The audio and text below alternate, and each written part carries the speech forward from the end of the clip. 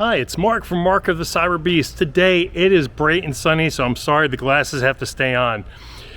It is a gorgeous day in South Carolina, and this episode is going to talk about PowerShare and what you need to know for if you get your PowerShare installed, whether you got it with your Cyberbeast or if you just decided to purchase it on your own.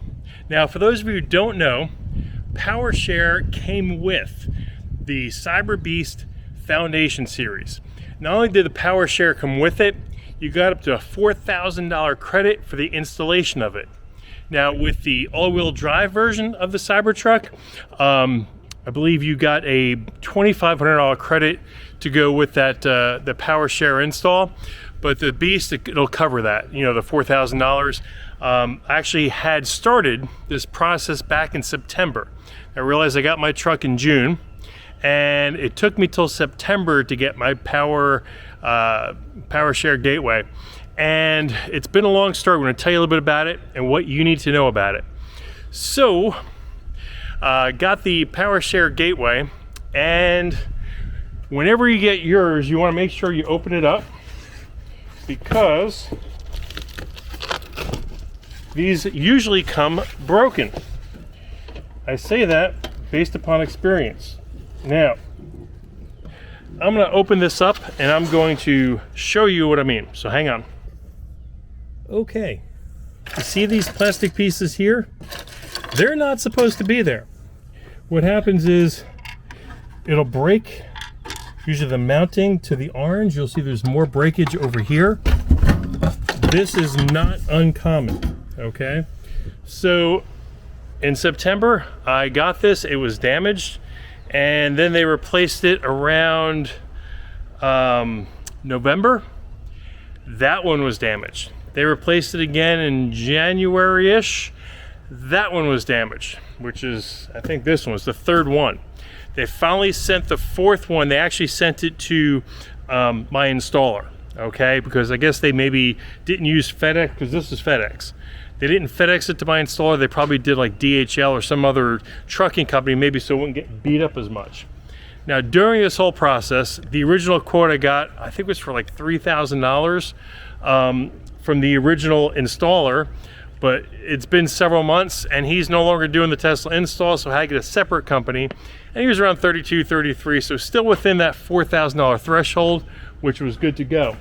Now, I asked Q Merit, who does these installs, and they said it's very common for these things to ship broken. And like I said, you open the thing up and there's just these plastic shards, orange shards right here. Whoop, just even dropped a few right there. It almost looks as though it was a clay device when you do skeet shooting. But anyway, so that breaks very often. Let's talk about the PowerShare though. The PowerShare gateway comes with the universal charger. Now, the universal charger is different than your regular Tesla charger. The regular Tesla charger is what I initially got, because I didn't get this yet. I had my truck, like I said, delivered in June, but in preparation for it around May, I went ahead and put a $350 Tesla charger and had it installed on the outside of my house. I did that because I didn't want to wait, and it's a good thing I did, because I still wouldn't be installed, because part of your installation for the gateway is also your charger, which you actually need this for the PowerShare gateway we'll talk about. So it's a good thing I didn't wait for this install, because I'd still be waiting and have a truck that was unable to be charged.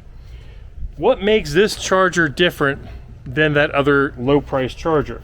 Well, if you open this thing up, okay, by the way, this is the back that mounts onto the wall in case you've never seen it. But this right here is the charger itself. I'll see if I can get down a little lower here for you. Now, right here, I'm going to point to it with my right finger. You see that green? It's a 4-wire connector right there. That 4-wire connector is what makes it different. Now, there's another difference too I'm going to talk about, but that right there, that 4-wire connector, that's what plugs from here into the PowerShare gateway, and it says RS485 negative, RS45 positive, 12 volt, and ground. So it's positive, negative, ground, and an RS485, whatever that is. But basically it's a controller that goes from here to the PowerShare gateway. So it's wired connected. The other difference with this unit is this will be have the adapter for not only the NACS but the 1722. So that's the other difference here with that charger. Otherwise it looks exactly the same as your other charger. But you cannot use the other charger because it does not have that 4-wire. That 4-wire that ties into this PowerShare gateway, okay, what happens is you're going to get this charging device that comes off here, plug it into your truck, and if you want to backfeed your house in case you lose power, it'll go from the charger, all right, from your truck into the charger, into your PowerShare gateway. The software on your phone, in your phone's app, will allow you to turn it on and back charge into the house. And all this does, right, this connects the charger, but it also sends some real thick wire, probably I'm guessing a 4 gauge, maybe a 6, probably a 4, into the house to charge it up.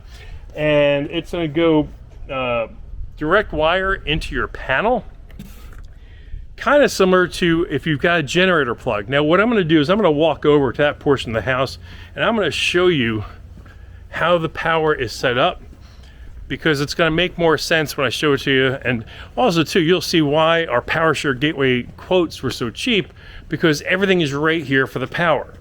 Now let me give you a first scenario here. So we're on the other side of this wall is the garage, okay? So my wife's charger, actually, if you see this right here, we ran wire from here, conduit, over, boom, through this wall. And on the other side of the wall is a charger from my wife's Model 3, real easy and conveniently located. Now, right over here, this is the power feed from the power company, okay?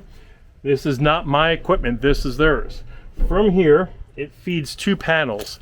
It feeds this one and this one, okay? Now, what you'll see, when I open this thing up,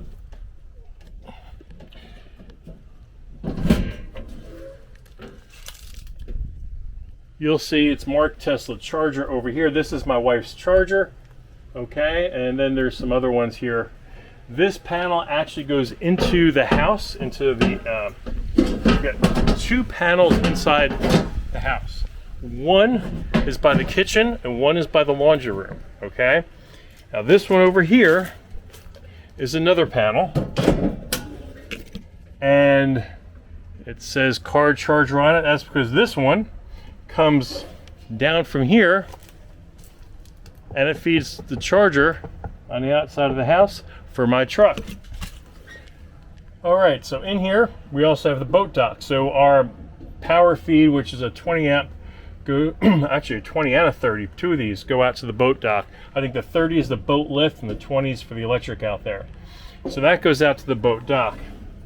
So these are the 2 main panels, but there's actually 2 other panels for inside the house. I'm pretty sure we've got a 400 amp circuit in here. So it's 200 amps to each indoor breaker box. Now what you'll see here, there's also another conduit. If you follow it over all the way to here, underneath, which I can't show you, there is a cover, and this is a back feed, and we had this put in for our generator. Now we've got a generator because, again, we're here at the coast. We get hurricanes all the time. We lose power. It's a given. Not a matter of if, it's a matter of when. So this is a back feed, so we can make sure that our power stays on for our refrigerator so that we don't spoil food or anything else like that. So we've got 2 generators, and we've got one, and this will back feed the house. Now we could get a second one to backfeed the other panel, but instead we're going to go ahead and use the PowerShare for that, because you're going to have a limit as to how many amps that thing will draw. So with the generator, I think this does 100 to 200 amps, and the PowerShare is probably going to cap out around 200 amps. So our plan is to do both the generator and the PowerShare gateway and tie it in. Again, these two panels correspond with two panels inside the house, but that's what we have going on. Again, you know, we've got the two chargers, we've got lots of amperage, but that PowerShare supposedly is good from anywhere from 2 to 4 days, depending what you're running. Obviously, if you're running air conditioning, it's going to go down to 2. If you're not running air conditioning and you've got some energy efficient appliances, then yeah, you probably can get 4 days out of it. But again, this is the universal wall connector, which comes with the PowerShare gateway, and that's part of that package you get, the $2,500 package with the PowerShare gateway. And again, it simply plugs into your charging mechanism, back feeds from the truck to the wall connector into the PowerShare gateway. Now, this is going to be shipped to our installer, hopefully be there this week, we're hoping. Then hopefully you can get us on a schedule for next week. Now we're going to do videos of the installation.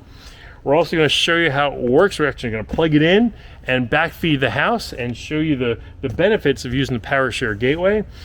We don't have solar here, and mainly the reason, it's twofold. Number one, South Carolina barely reimburses you for your solar contribution. So if you've got solar panels and you're full on your Tesla Powerwall, the amount of energy that goes back in there, what you get paid for is almost nothing.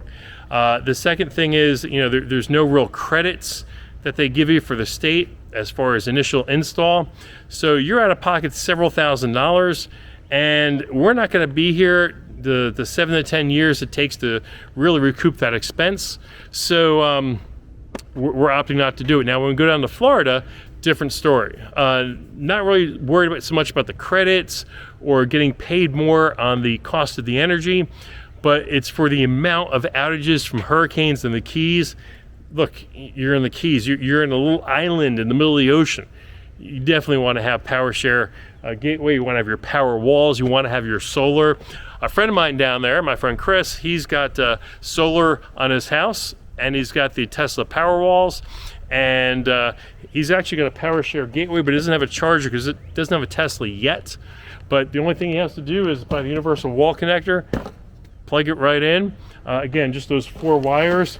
Once the PowerShare is installed, that's the hard part, really, because that requires this real thick, heavy-duty, like 4-gauge copper cable. But this, again, just the 4 wires for that green connection right there, and that just lets the system know, hey, we're going to backfeed you now. That's it. That's the basics on the Tesla PowerShare. It will be on your app as another device. So when you scroll through, like for instance, I've got my Cybertruck, I scroll the other direction, I've got my wife's car, scroll the other direction, I got my charger, scroll the other direction, I'm gonna have the PowerShare gateway. So it'd be really cool. Now also too, don't forget, if you've got chargers in your other homes, we've got chargers in our other 2 rentals, then yeah, you know, you can have those on your list as well, so you can monitor and manage those, because in some places you might have a premium during certain times of the day for charging, so you can block off those charges. So for instance, in our vacation rental in Florida, we don't have premium pricing down in Florida, which is nice, but in South Carolina we do, and it changes April 1st until the fall. So basically this time of year, from 6 p.m. till 9 p.m. is a premium. So we block the charging from 6 to 9. So same thing with the vacation rental. If it was available down there and that was the case, where it was a surcharge during those couple peak hours, we can block those out to save some money from our guests, so we're not paying a premium. That's the 101 version of the Tesla Powerwall. The other thing too I'll note is I'll be replacing my aftermarket light bar with the OEM one May 19th. So May 19th, we're going to Raleigh. It's a 3-hour drive. Finally got the appointment made. It's going to be 10 months after owning this thing that I finally got my light bar. We're going to do an episode on that. It'll be at the shop for the day. We're going to have them look at one or two other things like the tonneau cover, see if they can make it not leak as much. They want you to keep with the light bar, just so you know, they want you to keep the light bar and the vehicle at the service center most of the day for the adhesive to dry. Because it's a 3-hour drive, I was trying to push it to more like a 12 o'clock appointment, but they wouldn't let me. So basically, I have to leave here around 7 o'clock to get there at 10 o'clock, which means I'm gonna go straight from the gym, take a really quick shower, and head up to Raleigh. And then they're going to put the light bar on it, and it's going to sit there the whole day. Again, they're going to check out the tonneau cover, but they're going to give me a loaner car so we can do some shopping, we can drive around Raleigh, kind of enjoy ourselves a little bit, and that's about it. So that's the skinny on the PowerShare. I had to get 3 of these delivered broken. The 4th one hopefully will not get delivered broken, otherwise we'll push this out even longer. Oh, it's been painful. Folks, thank you for joining me today and Mark of the Cyberbeast. We got another episode for you tomorrow, so remember, as always, like, comment, subscribe, and I'll see you tomorrow.